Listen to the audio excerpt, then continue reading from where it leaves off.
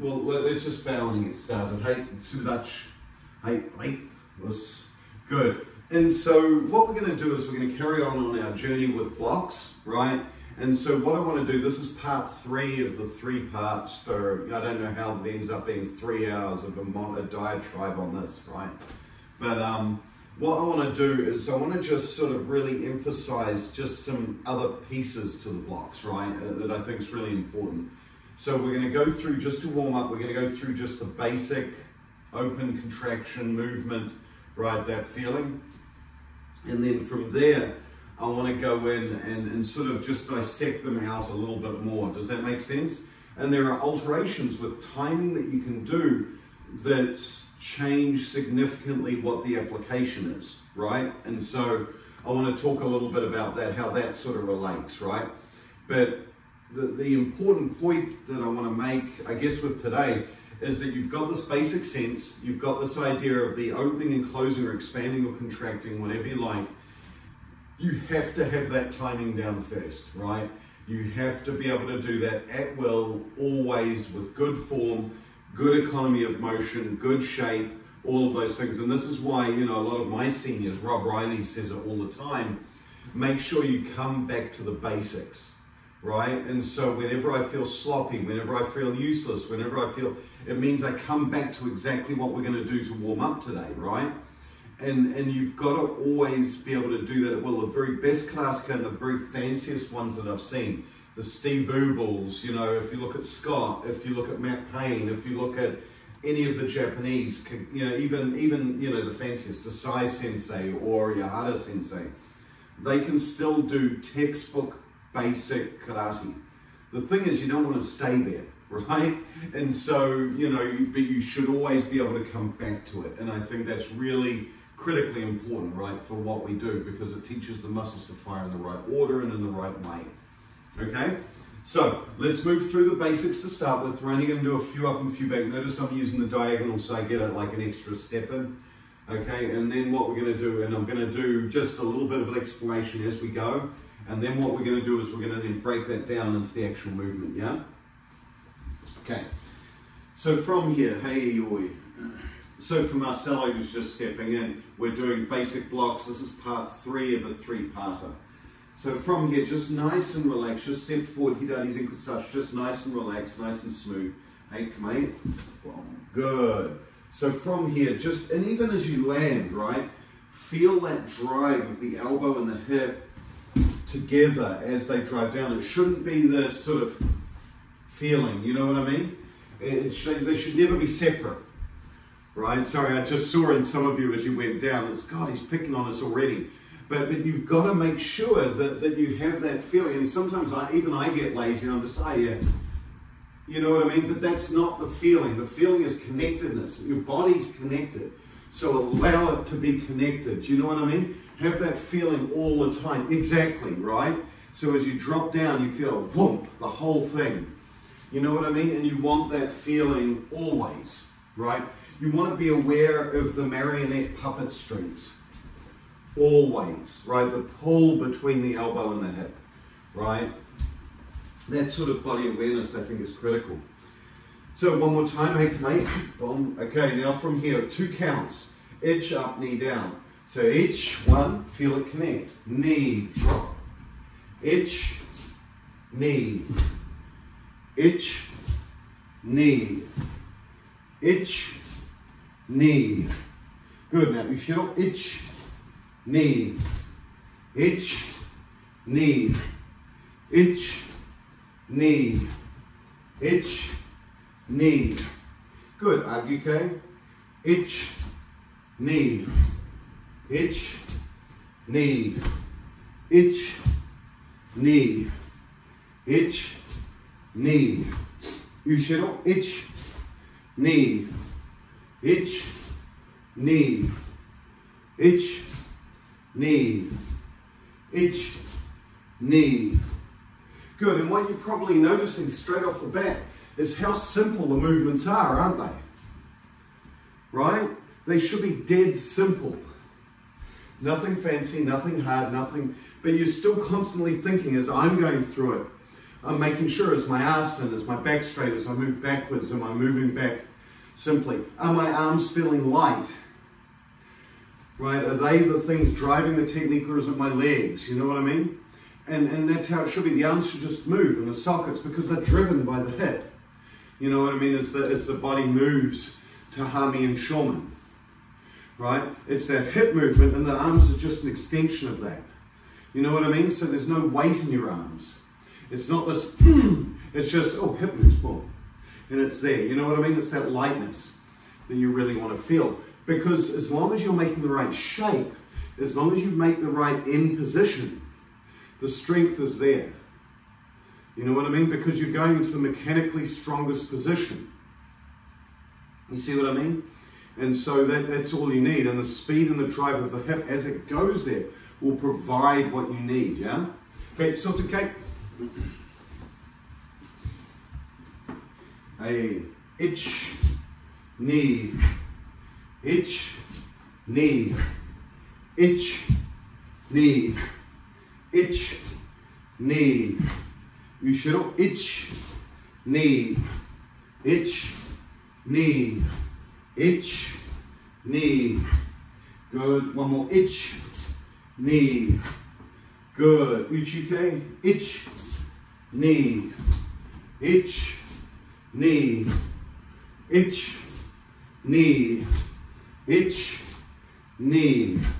Ushiro, itch, knee, itch, knee, itch, knee, itch, knee.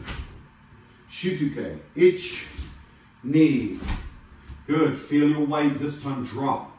Itch, there's the step there. Now just sink it, blow it apart.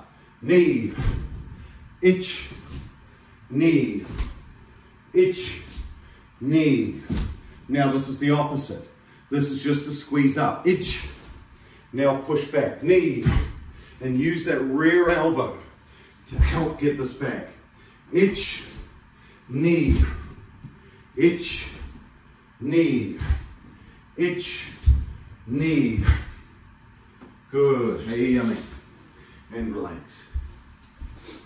Right, and so just that simple act, right, that simple set of movement helps you get that timing, get the contraction, get the expansion at the right place in the right time, right? And it's the simplest, it's a dead simple drill, right? This is something, I swear to God, I was doing with an orange belt the other day. But it's something I come back to all the time, right? And this is for me, my training, right? So I think it's really important that you continue to do that, right? That you continue to sort of push through and make those simple pieces. Let's do the tricky one. We're going to go up and back again, right, 5 times. This time ikyodo. But what I want is I want the same feeling. So notice how before it was itch, knee, itch, knee. And that should be your whole body. Legs, hips, arms. Does that make sense? And then everything together. If I had 3 hands, together. Does that make sense? Now keep that within this, but now what I want you to do, treat everything like a rubber band. This bunches and expands. This stretches probably one way or the other, right? Either here or across here. And as soon as you feel that stretch and that contraction, let it go into the next movement. Use the rubber bands to doing, doing. Doing, doing. Does that make sense? And that's held and connected through the body.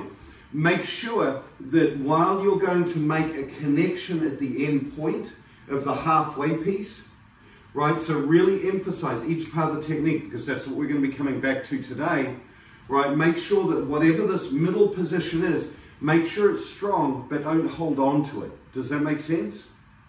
So when you think of a purple belt, say, right, I'll do a purple or green belt doing Gerambarai Gyakuzuki. This will be them every time a coconut, right? You ready? Here they go.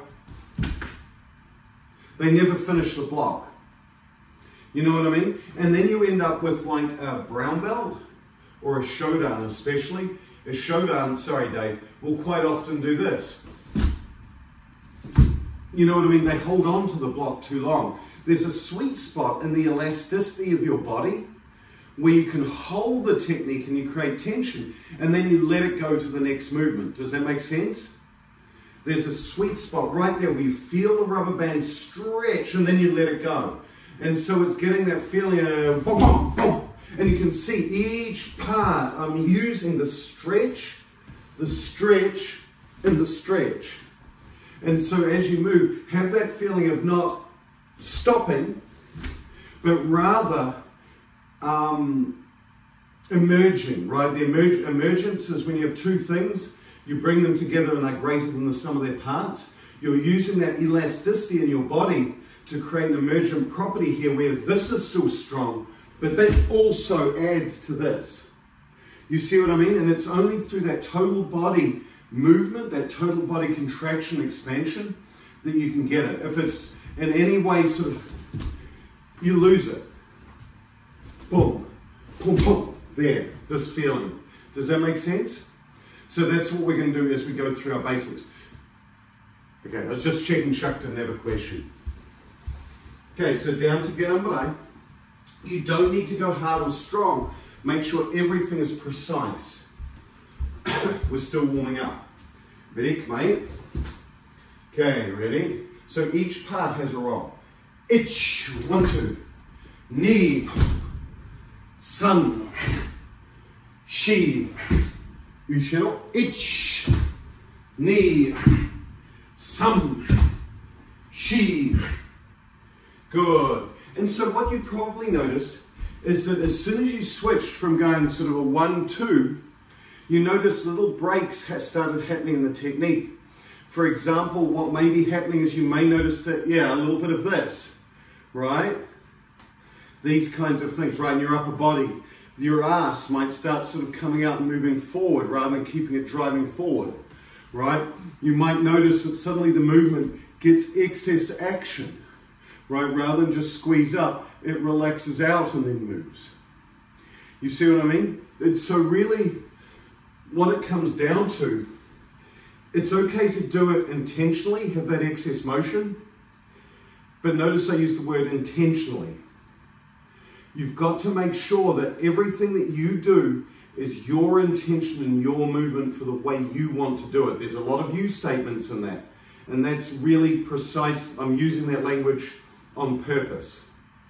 You've got to make sure that the techniques are happening because you want them to. There should be nothing happening that you're not in control of, yes? Okay, ready? And this is that classic mind-body, spirit connection that everybody flabbles their lips about. This is exactly it right here. Okay, right, ready? Hey. Yeah, no sweat, mate, you behave. Ready? Ich, 1, 2. Ni, sam, shi, go. You shall. Ich, ni, sam, shi, go.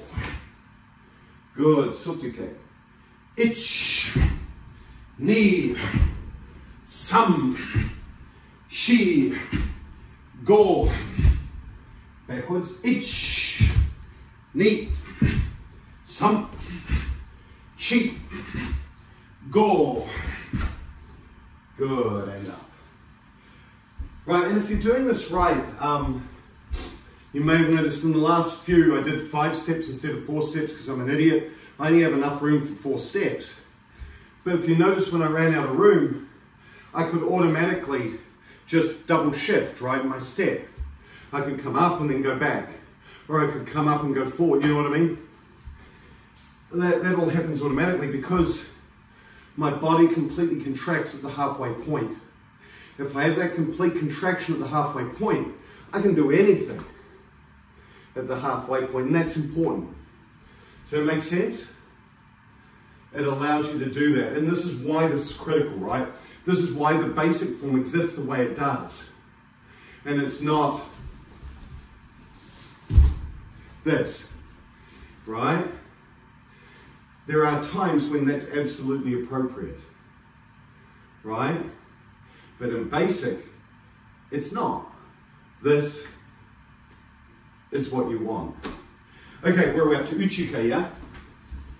Movement should feel light, right? It's all hip driven, it's all leg driven, as you know.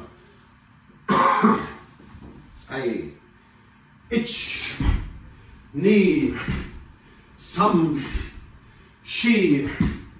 Good, ushiro. Ich, ni, sam, shi. Good, shutuke. Ich, ni, sam, shi. Ushiro. Ich, ni, sam, shi. Good, amen.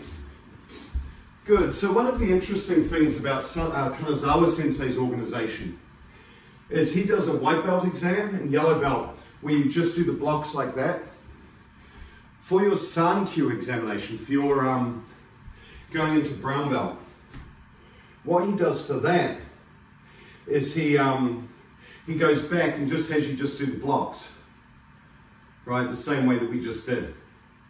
And you hope that there's some progression in terms of like white, yellow belt doing it and brown belt doing it, or potential brown belt doing it. The thing is that a lot of people, I think, misinterpret it, that the block should be done stronger and faster. And that's not what you look for, right? What you're looking for is that correct use. Is everything starting to work together, right? Because that togetherness of working is the important thing. Once you have that, the speed comes, right? I'm aware people tell me that I'm really quick when I move.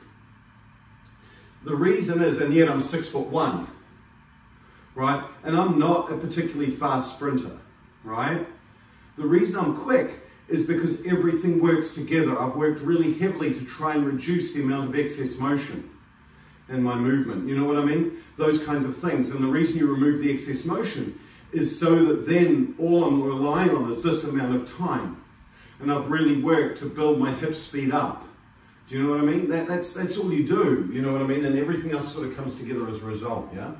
So you want to make sure that that's what you're working towards, you know what I mean? Not making it faster, but just making it more efficient. You know what I mean? And that's when you look at people that are really good, right? You know, like George. George is coming to stay, by the way, this weekend, yay. But when you look at like George, who's, you know, 71 years old, or Rob, who's 81 years old, and they're quicker than I am, and they're using less energy, and it's because of that, but yet their technique's flawless, right? You know, that's what you're after here. Okay, so everyone good so far? So really easy, right? Really easy in theory, but this is stuff that we can always come back to, that we can always improve on, all of us, including me. So what I want to do now is let's talk about the actual individual actions of the techniques. And so it's really important, and I made this point in a class on Tuesday night, that you've really got to think about the actions of each movement, right, as you actually move through. You don't want, Gerambarai to me is simply the act of here to here. That's Gerambarai. Agyuke is here, here, here, here. It's just that. Sotuke is just simply this coupled with the hip. There. Right? If you've seen Mura Sensei, that's all he does. Uchuke is just the other way. Rotate the wrist, boom, and push it out a little bit. Right? Coupled with the hip. Shutuke can be done in just this neutral sound. Here, here, here. It's just that action. You know what I mean? Those are the actual blocks in my mind. What happens is the axis moves from being here to being here, and the rest of the body rotates around it. Does that make sense? So the axis just shifts. And so instead of shifting this way, it shifts this way. The whole thing shifts. Does that make sense? And that's that step from Jiu to... So what we're going to do for a start is let's work on the end of the technique. Does that make sense? Just the end point.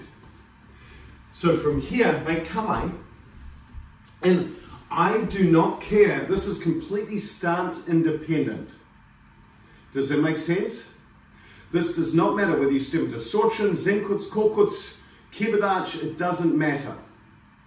The only thing that, because all that does is gives you a state, or Nikwashtach, right? It just, whoops, bad Nikwashtach, there we go, right? If you saw my foot was out, and when I pulled it, I felt the torque in my knee. That's how I knew the stance was wrong, right? You should be listening to your body. So the stance simply serves as a base of support, a way to drive power, a way to set you up for whatever technique's coming after the block. Does that make sense? All the block itself gives a crap about is where your elbow to your hip is. Right, we've made that point already. Right, whether if it's too far back, this is all stretched out, ain't gonna happen. If it's too far forward, this is all stretched out. It's about anchoring your shoulder into position, right, into that one place. 1 fist width off the body, that's critical. This angle, of course, depends on whether or not, you know, how far away. There can be some debate to that angle, but this is the strongest position. This is a basic, yeah? In reality, the person might be a little bit further away, so I expand it a little bit further out. Whoop-de-woo, right? As soon as you go to Jiu, everything changes. But in Kihon, you've got to know where that perfect spot is. If you never feel that perfect spot once in your life, you never know what it is. Does that make sense? Okay, so what we're going to do is you're just going to rotate. You can shift, you can move forward, you can move backwards, you can rotate. Right, if we're doing Ganam Marai, it's just here, click. It could be here, it might be over here. It doesn't matter, I don't care. But what I want you to do is I want you to be like a cat thrown in the air. And then go. Does that make sense? You just hit the position. What I do not want you to do is I do not want you to load the technique. So what I mean by that is I do not want you to pull back and block. I want you to simply go from this position, use the natural action of the elbow, because guess what? As you straighten, your arms just don't extend out. They've got to move on some sort of angle, yes? Just allow it to sit from kamae and directly drop. Drop the elbow into position and let the arm extend. Does that make sense? Don't, and half you are going to do this, don't pull and drop. Does that make sense? Because that is ruining the timing. We've spent our whole 3 days going and doing just what's necessary. And we've coordinated that with our hip action. Don't suddenly disconnect the hip action from the movement. You don't need this. Just allow it. The hip's going to simply fire with the legs, single action. You see what I mean? Allow that to coordinate together with the movement. So it's here, Ganam Barai no longer becomes this, oh my God, here they come. Because by the time I'm up here, I'm probably hit. We are working on just Ganam Barai, just the end. So allow from here, oh, here comes the kick. There's the connection. There's the connection. You see what I mean? And developing that pom, pom, pom, pom, to get everything from this neutral position to the Ganam Barai position requires this hip to open, requires me to drop the elbow from a kamae, a neutral position, down. It requires me to extend my arm. You see what I mean? There's a lot happening here, but notice how it's all within the same range of movement. Does that make sense? And this is important for free sparring. You see? Important for free sparring. You see, there's very little that needs to happen. And this is where people get messed up. You've seen people when they're fighting, they start washing machining. And it's because they're trying to make all of the loads that we're trying to have them do. They don't need to. Boom, boom. That's just there. You just make it. As long as your elbows are connected to your hip, there's sotuke. So think about the movies. Someone comes in, hook punch, and you see the person, boom, boom. Sotuke, sotuke. Uchuke, sotuke. You see what boxers have this. This is that connection between boxing and karate. We've just taken the long way. And don't worry, why do all the other stuff, JD? We'll get to that. Okay, so let's try. Get under eye first. You can shift, you can rotate, you can drive forward, you can drive back. I don't give a crap. All you have to do is hit the position. Connect the technique to your back leg. You can, if you want even more time, just connect it into quad-quads. It doesn't matter, play, have fun. 5 either leg. Ready? Ich, ni, sam, shi, go. Other arm. Ich, ni, sam, shi, go. And notice how strong it is. Notice how your elbow is still firing in, right? If I have bob with this, even from here, it's not this sort of light, there's nothing. It's still, because your body weight's behind it. You're connecting your elbow. You see what I mean? You're connecting this to a strong position. Your body weight is shifting forward and shifting in that opposite action. You see, or sometimes the same action. As long as this is in position, from here to here, you don't need all of this. All of this was to help you develop the feeling of getting to here. Now, do it small, right? Big circle, small circle, jiu-jitsu. You start out big circles and then get to the little ones. It's the same. Everything's the same. It's all freaking boring. Right? Now, UK. Ready? Ich, ni, sam, shi, go. Oh. Good. Opposite side. Hey. Ich, ni, sam, shi, go. Good. And if you notice when I'm thinking about that, I'm not thinking about a straight punch coming in often when I do RUK. What I'm thinking more along the lines of is almost this action. Someone's doing a hook punch. So I'm actually thinking of them attacking round this way. Does that make sense? And that can sometimes help with RUK a little bit more. But you've got to make sure that it's in that position. Notice how this side of my head is covered. You see what I mean? So I'm not thinking about it as the way we practice it in basics. Yeah, that's there. But I'm thinking about it as coming round. Right, like a hook punch or mwashi or whatever. Boom, this is up. This way, it's a frame this way. Okay, sotuke. Ich, ni, sam, shi, go. Good. Other way. Ich, ni, sam, shi, go. Good. Now uchuke. Now what you'll notice is that some of the ways that you step feel completely stupid, right? If you went probably this way, everything just felt all wrong, right? Why? Because you're blocking oncoming to something that's oncoming. What you want to do is scoop it the other way. This is why we have uchuke. Right?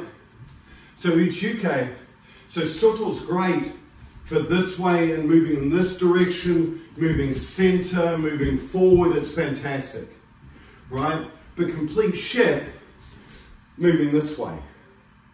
But that's why we have uchuke. You see what I mean? It moves with the technique. Does that make sense? So almost, not quite universally, again, I don't like hard and fast rules, but as a good rule of thumb, soto is great for anything straight in, straight out, and anything on your closed side, moving in that direction. Uchuke off the front hand is fantastic for anything on the off angle, if you can imagine the wedge kind of going out like this, on this side. Does that make sense? Okay, uchuke. Hey. Ich, ni, sam, shi, go. Good. Okay, shutoke. So you can use this all the way back. So shutoke is added in here. If you've watched me and the 5 that I'm doing, and again, make sure that your ass isn't coming out, just called Mike. If you know, those kinds of things as you move, keep that center underneath you. When you do the shuto, the reason the shuto is done in kokuts, I'm convinced, is to teach you of timing, right? And so when you're here, and if you've watched me in these drills, some of them I'll step back into kokuts just to challenge myself or be bored. But what you'll notice is that my block here straight away, kokuts, oh, there, once I feel the grab of the stance. Notice my block's a little bit later, right? Because I'm absorbing more. Think about it. If you're here, and I'm going to use kokuts, I'm not going to block you here, right, and then pull. I'm going to absorb you as you come in. So my block is actually later versus being in Zenkuts where it's either here or it's quicker here. And this is where those timing differences come out.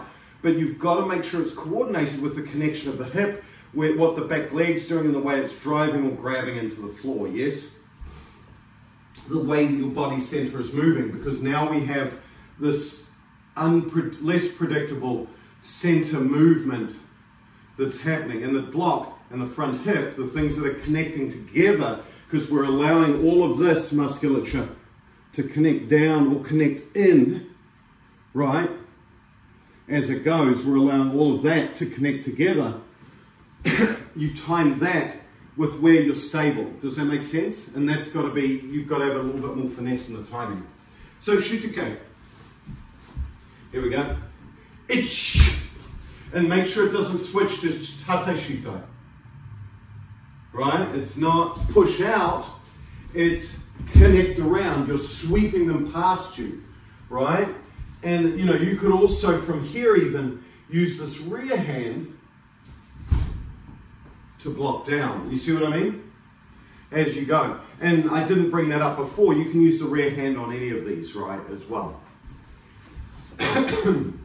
It's just now the elbow and this hip connects into whatever position you want. You see what I mean?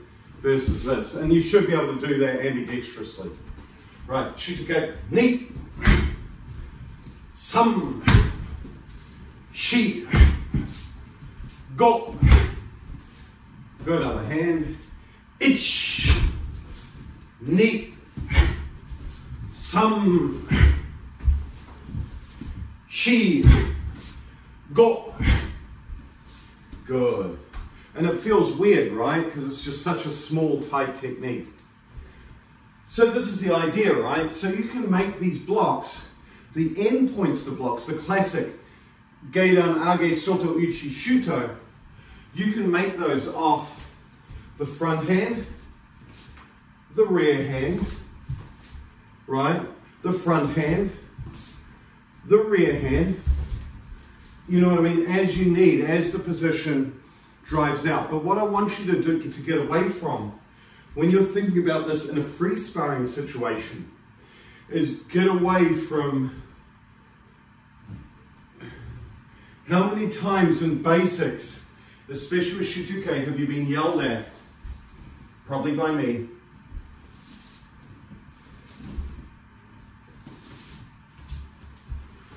Rather than, right? And it's the same here. The movement doesn't need any of this. It just needs this rubber band to shrink, this rubber band to get smaller, this rubber band to get smaller.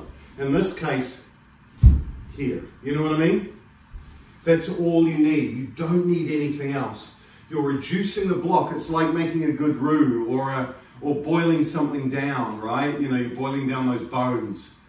This is the bone. That's all you want left is that piece.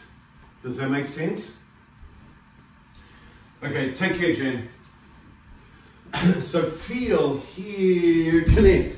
Feel here, connect. You see what I mean? They don't have to move. You see what I mean? They don't need this extra piece.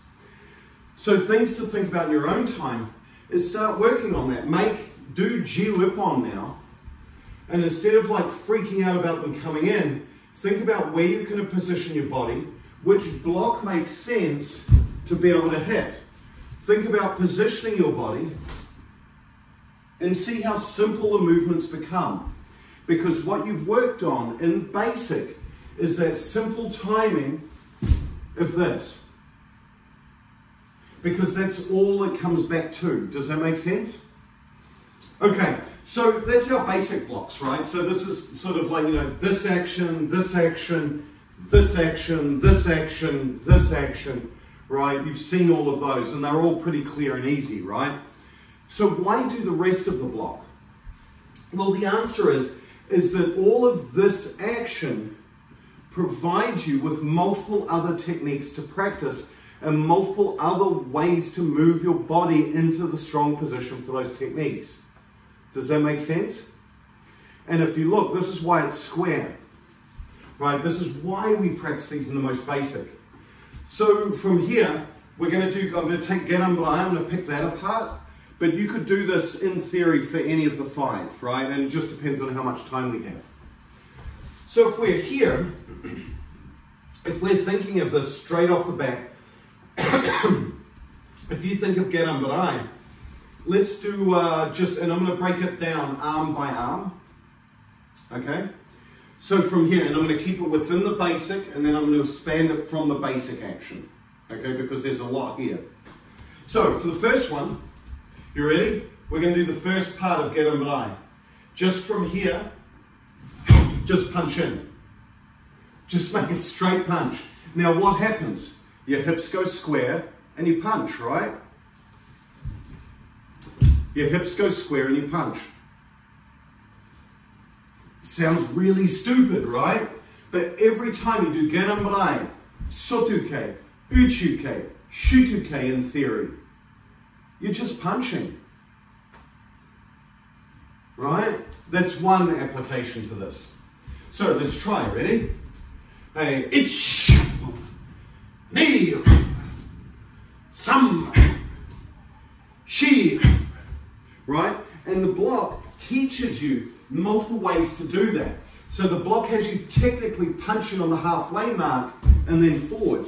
That halfway mark can be interpreted multiple ways. The halfway mark could be drive the back leg. When you look at this, the drive of the back leg and the squeeze up are the same. It's the same action of the hip and the drive. Does that make sense? Because this drive of the straight or the semi-bent back leg from here to here is the same action as this. Does that make sense? And so you can interpret this as simply here, here, and if you alter the timing, here, when the other leg takes over. All you're practicing here, the reason why you do this is this takes over. If you think about basics, how often do you practice stepping into, how often do you practice punching at the halfway point? In basics, you don't, right? When you think about karate, it'll either be here, here, or it's here. What blocks teach you is they teach you this whole first half of the technique to make power. And you've done that your whole life. That's already baked into your arsenal because you've done it every time almost you've done a block. Does that make sense? Using and connecting your body here, here, is already baked in because you've done 1,000 blocks. Let's do the other arm just so we feel fluffy. So from here, you can stop it here, you can stop here, it doesn't matter. Ich, ni, some, she, go. You see, that's simple.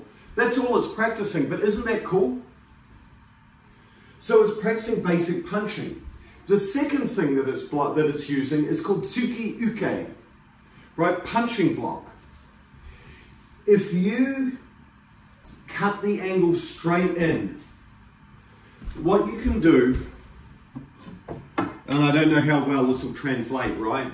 But if I have a stick and this is coming towards me, if I intercept it on the angle, I can deflect the technique.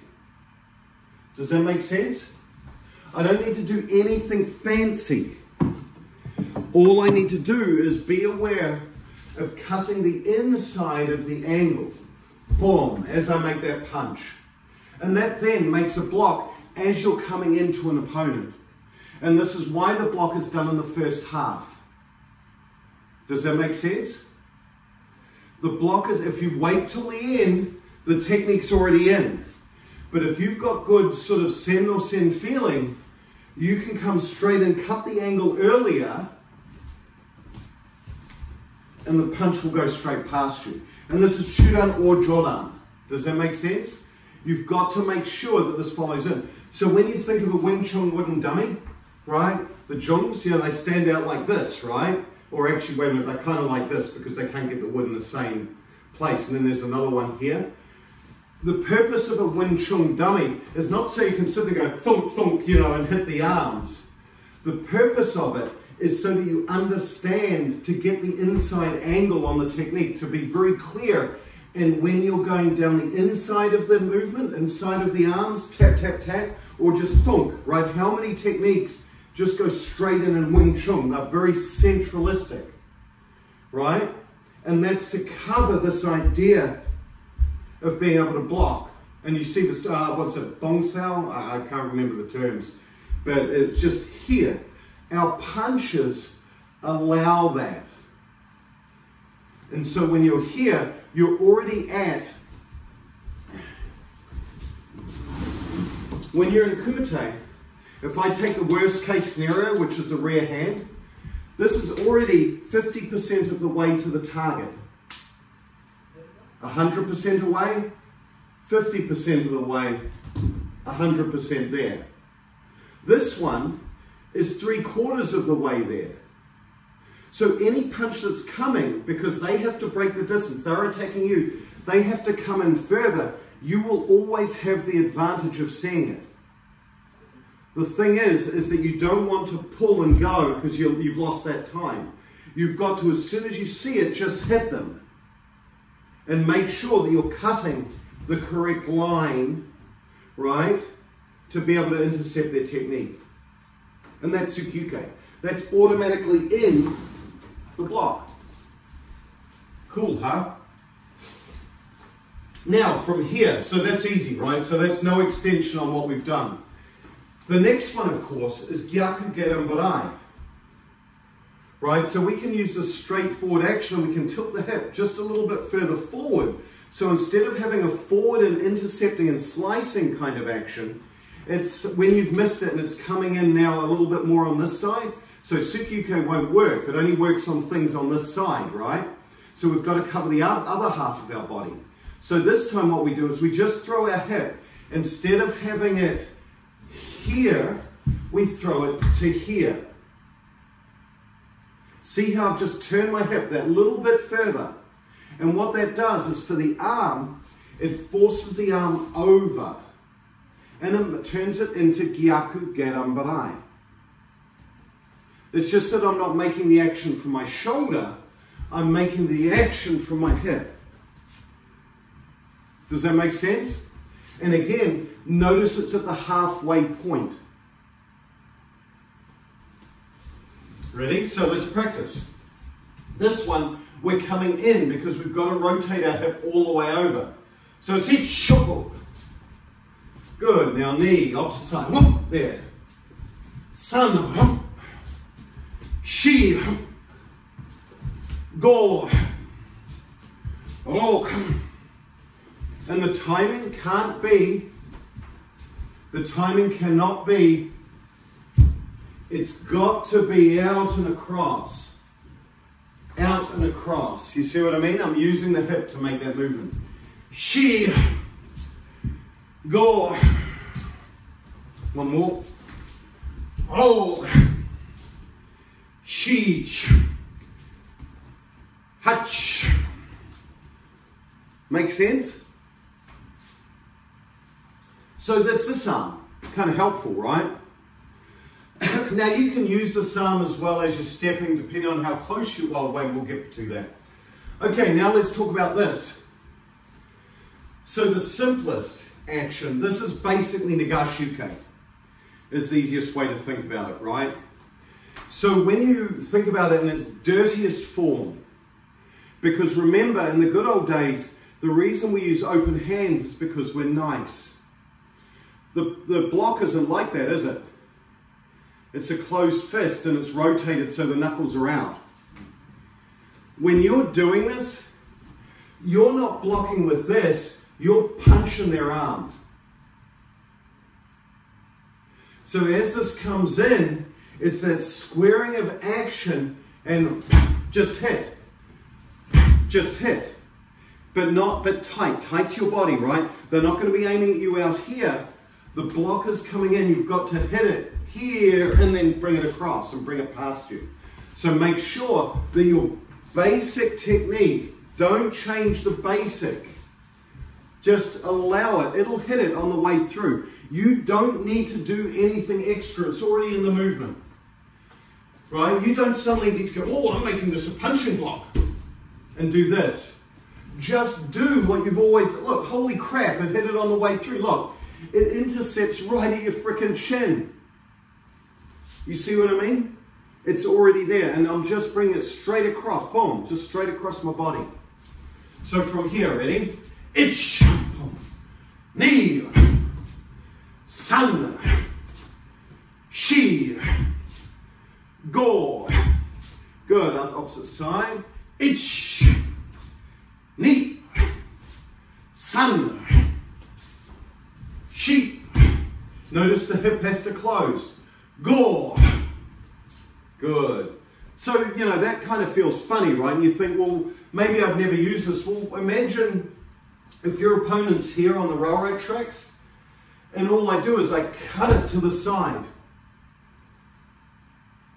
You see what I mean? You can use this certainly on the way in, but you can also cut it to the side. It's a lot safer. You see what I mean? And then it's hitting a little bit more that way. So remember that there's these kinds of actions. There's movement, foot movement, and body movement that's happening as well. So the other piece, and I noticed Chuckles was doing it already, and there is nothing either to stop you from making an open hand. The thing you don't want to do is come up and then move across. Let it guide it this way. The same action of the elbow. Because if you're here and across, you're going to get hit. It's too long. It's got to be just here, here, here, just straight in. The same action as the block. That's why we do the block this way. Does that make sense? So, the other thing though is that you can combine techniques. So right now we have a punch and a block happening simultaneously. How many times in a tournament have you seen this? It's the first part of Garambarai. It's that first half. So let's bring that together. Ready? So the emphasis in this must be in the squaring of the hip and the pulling of this arm. Boom. Does that make sense as you go? Ready? Hey. Ich. Ni. Sam. Shi. Go. Other hand. Ich. Ni. San. Shi. Go. Good. And relax. Okay. So you could have that. The other thing that you could do is you might be using this as a way to enter into the opponent. So this doesn't have to be a punch. If we're combining that block, they throw the kazami, we can throw this straight up into their face. Right? So again, my fingers shouldn't be splayed, they should be closed, right? But you can just basically come straight in and just change the target. Now from here, you can do the barai part of the technique. Notice the angles can now change. Notice it's no longer the straight drop, but from here now, because I'm up higher, I'm using it as I make that classic compression to my hips. This is what you see in Kakusho. Boom, up high. Notice I'm changing the path of my elbow to get where I need to be, but notice the final position still connects. The fundamental piece of the technique. Notice when we threw here and then we pulled it across. You see what I mean? The fundamental basics of the technique remain, right? The purpose, but we can alter the timing, alter those angles slightly depending on what our purpose of our technique is. But see how the principle of just this opening and closing is remaining the same. Notice how in some of these, I'll be here. Notice how my hip, I'm not in a halfway position, but notice my hips are completely closed. The principle is completely there. The principle is completely there. You see what I mean? My legs don't have to close open. The legs are helping you understand in the basic the closure of the hip and the connection of this to this. Reality,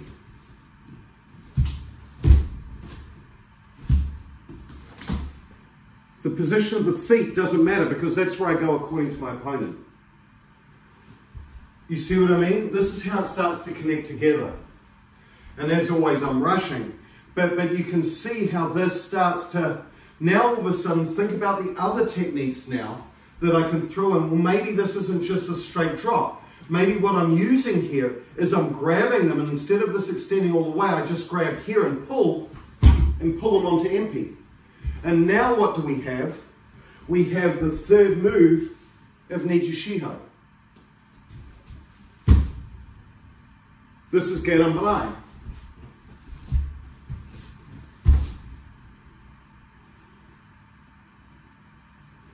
You see what I mean? I've made my MP by making the shape and driving. Right? Let's say I extend. This time, instead of having this, I keep the elbow the same, but I let this arm extend. Now I've created, sorry Bob, now I've created a slab. Here they are. I want to get this feeling, down.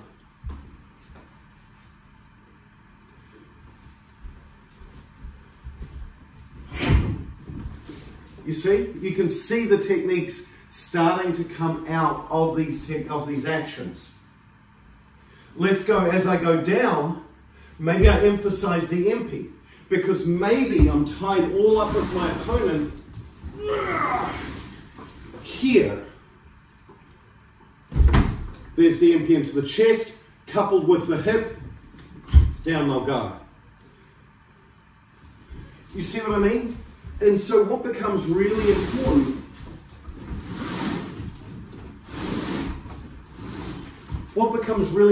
with this is understanding the total movement. The way that the elbow and the hip contract, and this is where it comes back to fundamentals. If you don't understand that elbow to hip and the way that they move together, none of this other stuff works. It becomes just separated arms and legs. Does that make sense? That's why the 5, and you can see how many we pulled without thinking hard, 7 or 8 different techniques that you're practicing every time I do Gerambarai. So when I do Gerambarai, for some of you it might be just 1, 2, and checking this end position. Sometimes I go, oh, this time they're going to come in, I'm going to hit them here and then block. Oh, this time here I'm stepping in, there's my block here. Now I block down. Sometimes it'll be, sorry, sweat my eye. Sometimes it'll be here, and now I'm going to slap you as I come in and drop. This time I'm going to make my MP and drop. You see what I mean? And so every time I do Gerambarai, and you remember this very simplistic thing, all of you were probably told when you're making Chokazuki, that this rear hand is an elbow, because you're practicing multiple techniques. Oh, hell yes. just so much more sophisticatedly than what they ever told you. So imagine it now, we've just sort of, and I could go on about Get On But for a good another 30, 40 minutes. I'm going to stop with just these because I think that gives you a taste of where to go. But then imagine it with aguke, sotuke, uchuke, and shutuke. And think about when you do shuto, which is very similar, but it changes the distance, but it also has a stance that changes the distance. Because there's things to be taught about that whole, because you can do all of these in kokuts, and that has very big differences in application how you interact with the human. Does that make sense?